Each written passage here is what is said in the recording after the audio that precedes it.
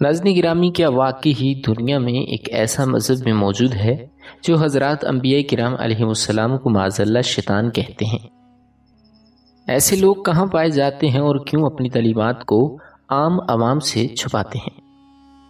ناظرین کرام، دنیا میں بہت سے مذاہب اور عقائد پائے جاتے ہیں۔ کچھ تو ہمیں معلوم ہوتے ہیں اور کچھ پردہ راز میں چھپے رہتے ہیں۔ آج ہم آپ کو لے کر چلیں گے مشرق وسطیٰ کی ایک ایسے فرقے کی طرف جو صدیوں سے اپنے خیالات، عقائد اور طرز عبادت کے حوالے سے دنیا بھر کے محققین کے لیے ایک مہمہ بنا ہوا ہے۔ جی تو ناظرین، ہم بات کر رہے ہیں دروز مذہب کی، ایک ایسا فرقہ جو اسلام سے نکل کر ایک الگ ہی دنیا میں جا بسا۔ اس فرقے کے ماننے والے نہ صرف حضرت شعیب علیہ السلام کی قبر کا طواف کرتے ہیں، بلکہ کئی انبیاء کرام علیہ السلام کے بارے میں ایسے عقائد رکھتے ہیں جو سن کر انسان حیرت میں ڈوب جائے۔ ویڈیو میں ہم آپ کو بتائیں گے کہ کیا واقعی دروز حضرات انبیاء کرام علیہ السلام کو معاذ اللہ شیطان کہتے ہیں؟ ان کے خفیہ عقائد اور مقدس کتابیں کون سی ہیں؟ یہ لوگ کہاں پائے جاتے ہیں اور کیوں اپنی تعلیمات کو عام عوام سے چھپاتے ہیں؟ آج کی اس ویڈیو میں ہم آپ کو دروز مذہب کے بارے میں کچھ ایسے حیران کن اور چونکا دینے والے اور تحقیق پر مبنی حقائق سے آگاہ کریں گے جو شاید آپ نے آج سے پہلے کبھی نہ سنے ہوں۔ لہٰذا آپ سے گزارش ہے کہ ویڈیو کو آخر تک لازمی دیکھیے گا۔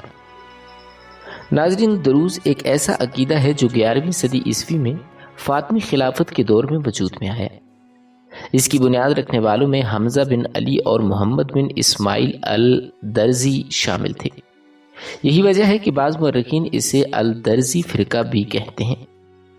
آج دروزی عقیدے سے تعلق رکھنے والے افراد کی کل تعداد 10 لاکھ سے لے کر 25 لاکھ کے درمیان بتائی جاتی ہے۔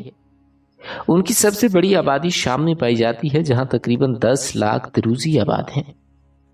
لبنان میں ان کی تعداد 2.5 لاکھ کے قریب ہے، جبکہ اسرائیل میں تقریباً 1.5 لاکھ دروزی موجود ہیں۔ اردن میں بھی دروزی پائے جاتے ہیں، مگر ان کی تعداد نسبتاً کم ہے اور وہ زیادہ تر ملک کے شمالی علاقوں میں رہتے ہیں۔ اس کے علاوہ دنیا کے دیگر ممالک میں بھی دروزی کمیونٹیز موجود ہیں، لیکن وہ بہت قلیل تعداد میں ہیں۔ دروز مذہب کی جڑیں جس سلطنت میں پیوست ہیں وہ تھی فاطمی خلافت۔ ایک اسماعیلی شیعہ ریاست جو عبداللہ المہدی نے سن 297 ہجری میں شمالی افریقہ میں قائم کی۔ اس خلافت کے چھٹے حکمران الحاکم بالامر اللہ تھے، جنہوں نے 986 عیسوی سے لے کر 1021 عیسوی تک حکومت کی۔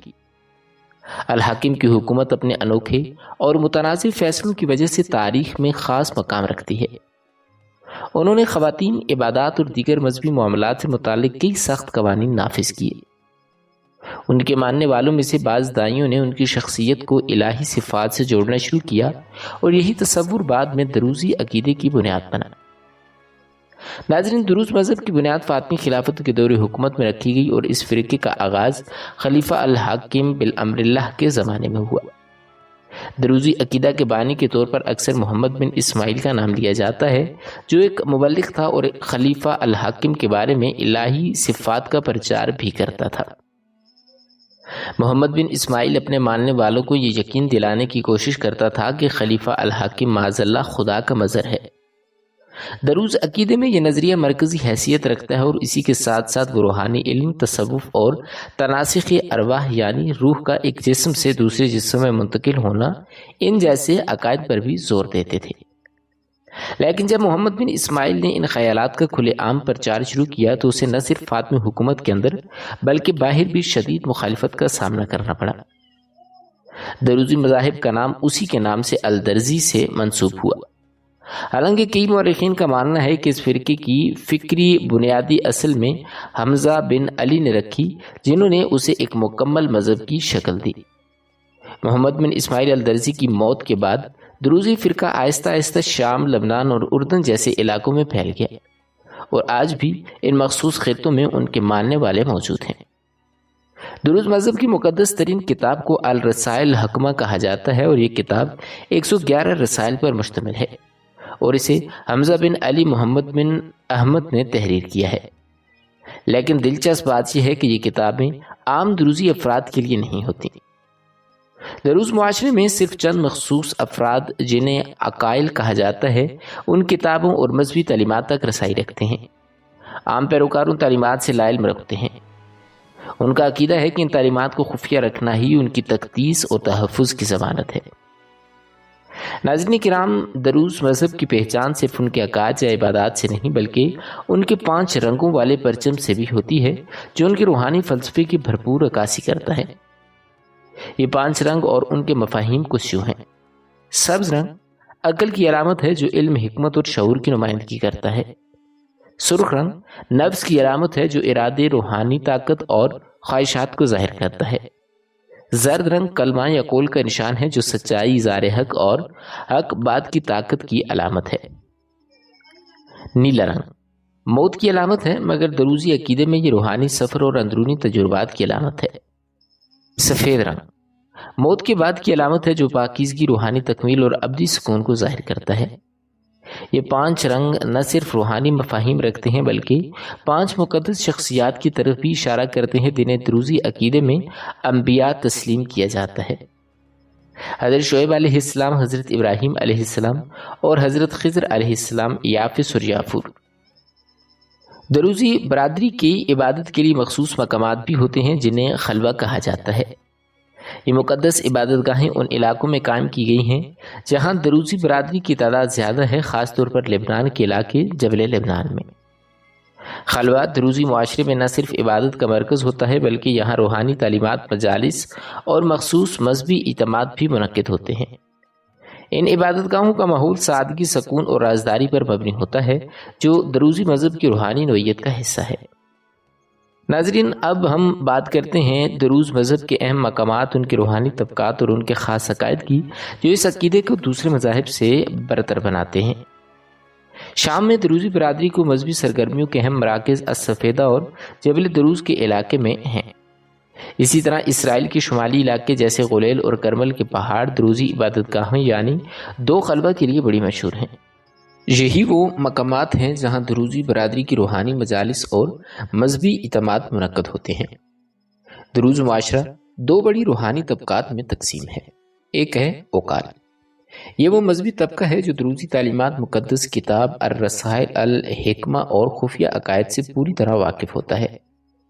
اوقال افراد نہایت سادہ زندگی گزارتے ہیں، سفید لباس پہنتے ہیں اور مذہبی فرائض کی سختی سے پابندی کرتے ہیں۔ وہی لوگ ہوتے ہیں جو عبادات، تعلیمات اور 2 خلوہ جیسے مذہبی اجتماعات میں مکمل طور پر شریک ہوتے ہیں۔ دوسرے ہیں جوہال، یہ عام افراد ہوتے ہیں جو دروزی مذہب کے بنیادی عقائد پر یقین تو رکھتے ہیں مگر انہیں مذہب کی خفیہ تعلیمات تک رسائی حاصل نہیں ہوتی۔ جوہال افراد کو 2 خلوہ یا مذہبی مجالس میں شامل ہونے کی اجازت نہیں ہوتی۔ وہ عام طور پر دنیاوی معاملات میں مصروف ہوتے ہیں اور مذہبی کردار محدود رکھتے ہیں۔ دروز مذہب کا ایک اہم اور منفرد عقیدہ ہے تناسخ ارواح، یعنی روح کا ایک جسم سے دوسرے جسم میں منتقل ہونا۔ ان کے مطابق روح کبھی فنا نہیں ہوتی بلکہ مرنے کے بعد فوراً ایک نئے انسانی جسم میں چلی جاتی ہے۔ دروز عقیدے میں یہ بھی مانا جاتا ہے کہ دنیا میں روحوں کی تعداد محدود ہے اور ہر روح کا نیا جنم اس کے پچھلے اعمال پر منحصر ہوتا ہے۔ اچھے اعمال کرنے والے بہترین زندگی پاتے ہیں جبکہ برے اعمال والے سختیوں سے دوچار ہوتے ہیں۔ روحانی ارتقاء کے بعد یہ عمل ختم ہو جاتا ہے اور اسی کو وہ نجات کہتے ہیں جو دنیا ہی میں حاصل ہوتی ہے۔ دروز مذہب میں انبیاء کرام علیہ السلام کے بارے میں بھی منفرد نظریات پائے جاتے ہیں۔ ان کے نزدیک انبیاء کی تعلیمات صرف ظاہری شریعت تک محدود تھیں جبکہ دروزی تعلیمات کا تعلق باطنی، معانی اور خفیہ روحانی حقائق سے بھی ہے۔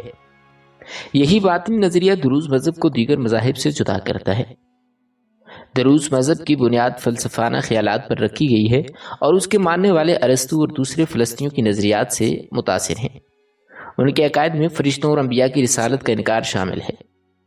دروز لوگ مذہبی کتابوں کے ظاہر کے بجائے باطن پر یقین رکھتے ہیں، یعنی وہ آیات کے ظاہری مطلب کو نہیں مانتے بلکہ ان کے پیچھے چھپے ہوئے مفہوم کو ترجیح دیتے ہیں۔ یہی سوچ انہیں اسلامی تعلیمات سے جدا کرتی ہے اور اسی وجہ سے بیشتر مسلم علماء انہیں اسلام سے خارج مانتے ہیں۔ دروز مذہب میں حضرت علی کرم اللہ وجہ الکریم کو بلند مرتبہ حاصل ہے مگر یہ عقیدہ اسلامی نقطہ نظر سے مختلف ہے۔ ان کے مطابق حضرت علی رضی اللہ تعالیٰ عنہ کو نعوذ باللہ خدا کی صفات والا اور اس کے ظہور کا مراد سمجھا جاتا ہے اور وہ ان کو دنیا اور روحانیت کا مرکز مانتے ہیں اور علم و حکمت کا منبع تصور کرتے ہیں۔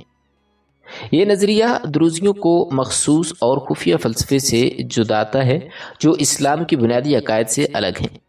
حضرت علی کرم اللہ وجہ الکریم کے بارے میں یہ عقائد اسلامی اصولوں سے مختلف ہونے کی وجہ سے مسلم علماء دروزیوں کو اسلام کا حصہ نہیں مانتے۔ دروز مذہب کی عبادات خفیہ اور مخصوص طبقے تک محدود ہوتی ہیں۔ یہ رسومات عام پیروکاروں کے لیے نہیں ہوتی بلکہ صرف مذہبی رہنماؤں اور خاص افراد کے لیے ہوتی ہیں۔ ان کے مذہبی اجتماع خاص جگہوں جیسے دو خلوہ میں منعقد ہوتے ہیں جہاں عام لوگوں کو جانے کی اجازت نہیں ہوتی۔ دروزیوں میں اسلامی نماز کا تصور نہیں پایا جاتا بلکہ ان کی عبادت میں دعائیں، مراقبہ اور روحانی تعلیمات شامل ہیں۔ عبادت کے دوران وہ اپنی خاص کتاب رسالۃ الحکمہ کی تلاوت کرتے ہیں جس میں ان کے عقائد اور فلسفیانہ خیالات درج ہیں۔ ان کے ہاں ظاہری عبادات کے بجائے روحانیت اور دل کی پاکیزگی کو اہمیت دی جاتی ہے۔ روزہ، زکوٰۃ اور حج جیسے اسلامی فرائض کو وہ نہیں مانتے بلکہ ان کے نزدیک روحانی ترقی اور اچھے اخلاق اصل نیکی ہیں۔ دروز مذہب کی عبادات کا مقصد اندرونی علم اور روحانی بلند مقام حاصل کرنا ہوتا ہے جو اسے دوسرے مذاہب سے مختلف بناتا ہے۔ دروز فقہ سے تعلق رکھنے والے افراد عام طور پر حج کو فرض نہیں مانتے بلکہ اگر کوئی حج کرتا بھی ہے تو وہ اسے دینی فریضے کے بجائے ایک سماجی، ثقافتی یا روحانی تجربے کے طور پر ادا کرتے ہیں۔ ان کے عقائد خفیہ اور باطنی عبادات پر مشتمل ہوتے ہیں۔ دروز مذہب بظاہر حضور صلی اللہ علیہ وآلہ وسلم کو اللہ کا نبی مانتے ہیں لیکن ان کا نبی کریم صلی اللہ علیہ وآلہ وسلم سے متعلق نظریہ عام مسلمانوں سے مختلف اور نعوذ باللہ متنازع ہے۔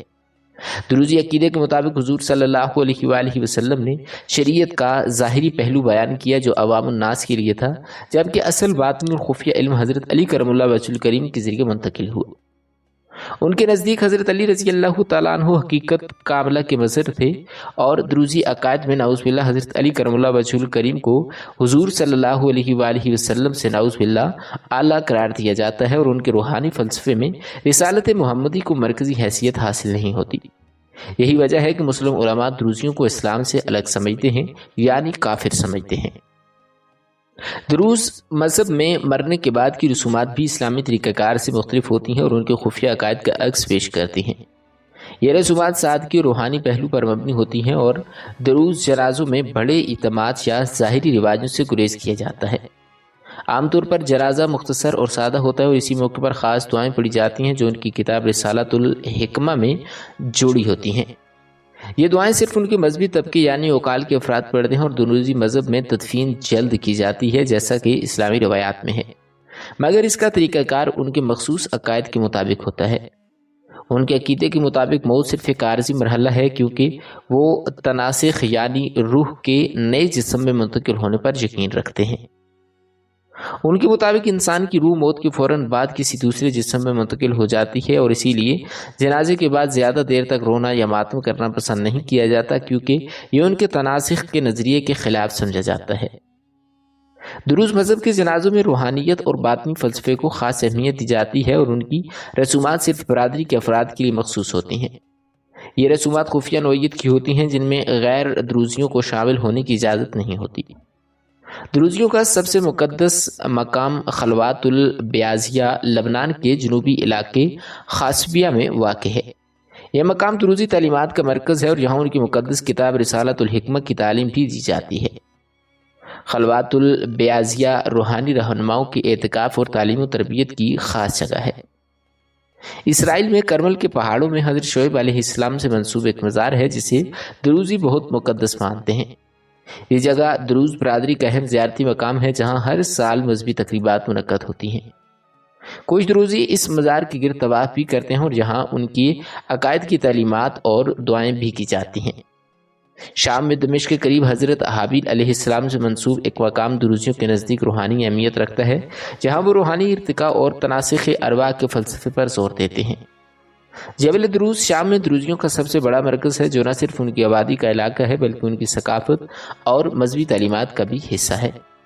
ان علاقوں میں دو خلوات موجود ہوتی ہیں جو دروزیوں کی خاص عبادت گاہیں ہیں۔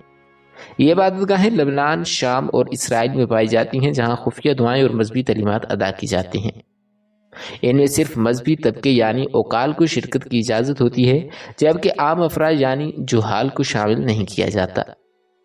دروزی مذہب میں شیطان کو روایتی اسلامی عقیدے کے مطابق کوئی گنہگار مخلوق یا دشمن خدا نہیں سمجھا جاتا۔ ان کے مطابق شیطان ایک حقیقی وجود نہیں بلکہ انسان کی منفی سوچ، خود غرضی اور باطنی کمزوریوں کی علامت ہے۔ وہ اسے ایک بیرونی دشمن کے بجائے انسان کے اندر کی برائی سے تعبیر کرتے ہیں۔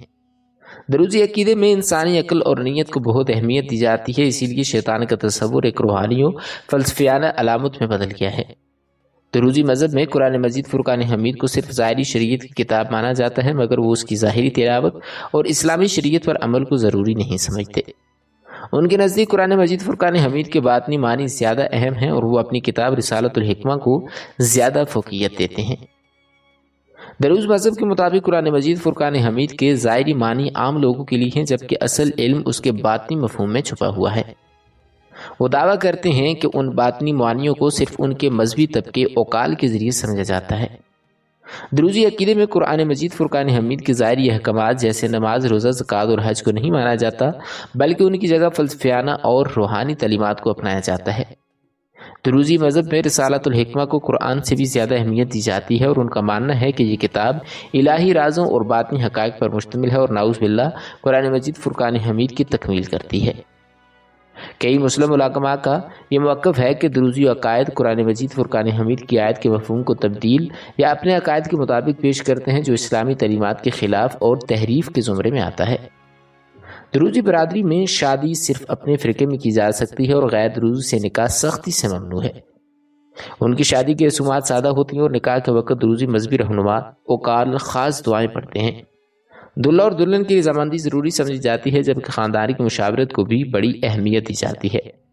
طلاق کو ناپسند کیا جاتا ہے، لیکن مخصوص حالات میں اس کی اجازت ہوتی ہے۔ دروز مذہب کے ماننے والے جانوروں کو اسلامی طریقے سے ذبح نہیں کرتے اور نہ ہی ذبح کرتے وقت اللہ کا نام لیتے ہیں۔ بسم اللہ، اللہ اکبر کہنے کے بجائے وہ بسم اللہ شعیب کہتے ہیں، چونکہ ان کا ذبیحہ اسلامی اصولوں کے مطابق نہیں ہوتا، اس لیے مسلمان ان کا گوشت کھانے کو بھی جائز نہیں سمجھتے۔ دروز مذہب کی تاریخ میں کئی اہم شخصیات گزری ہیں جنہوں نے اس فرقے کی بنیاد رکھی اور اس کے عقائد کو پھیلایا۔ ان میں سب سے نمایاں شخصیت حمزہ بن علی بن احمد کی ہے، جنہیں درونی مذہب کا بانی بھی کہا جاتا ہے۔ حمزہ بن علی فاطمی خلافت کے دور میں سامنے آیا اور فاطمی خلیفہ الحاکم بالامر اللہ کی حمایت سے دروزی عقائد کی تبلیغ کی۔ اس نے رسالۃ الحکمہ نامی کتاب لکھی جو دروزی مذہب کی بنیادی کتاب مانی جاتی ہے۔ فاطمی خلیفہ الحاکم کو دروزی عقیدے میں نعوذ باللہ ایک الہی شخصیت مانا جاتا ہے اور ان کے بارے میں یہ کہا جاتا ہے کہ وہ خدا کا مظہر تھا۔ ان کے نظریات نے دروزی مذہب کی تشکیل میں اہم کردار ادا کیا، تاہم جب الحاکم بالامر اللہ اچانک غائب ہوا تو یہ فرقہ فاطمی خلافت سے الگ ہو کر ایک مستقل مذہب کی صورت اختیار کر گیا۔ حمزہ بن علی کے ایک قریبی ساتھی بہاؤالدین السموکی نے دروزی عقائد کو مستحکم کرنے اور ان کی خفیہ تعلیمات کو محفوظ رکھنے میں اہم کردار ادا کیا ہے۔ وہ دروزی مذہب کے اولین داعیوں میں شامل تھے اور انہوں نے اس مذہب کی تعلیمات کو منظم کیا۔ اس کے بعد نصر الدین التنوخی نے دروزی برادری کی قیادت کی اور ان کے خفیہ عقائد اور روایات کو آگے بڑھایا۔ جدید دور میں شکیب ارسلان ایک نمایاں دروزی شخصیت ہیں جو ایک سیاستدان، ادیب اور مفکر تھے۔ وہ عثمانی خلافت کے حامی اور عرب قوم پرستی کے علمبردار کے طور پر جانا جاتا ہے۔ اس کے خیالات نے دروزیوں کو جدید سیاسی حالات کے ساتھ ہم آہنگ ہونے میں مدد دی ہے۔ لبنان کی موجودہ سیاست میں ولید جملات ایک مشہور دروزی رہنما ہے۔ وہ لبنان کی سوشلسٹ پارٹی کا سربراہ ہے اور دروزی برادری کی اہم سیاسی رہنما اسے بڑا جانتے ہیں۔ یہ تمام شخصیات دروزی فرقے کی تاریخ میں مذہبی، فلسفیانہ اور سیاست کو بڑا اہمیت دیتے ہیں۔ دروزی مذہب کے پیروکار لبنان اور اسرائیل کی سیاست میں اہم اثر رکھتے ہیں اور لبنان میں دروزی برادری خاص طور پر جبل بنان میں اثر و رسوخ رکھتی ہے۔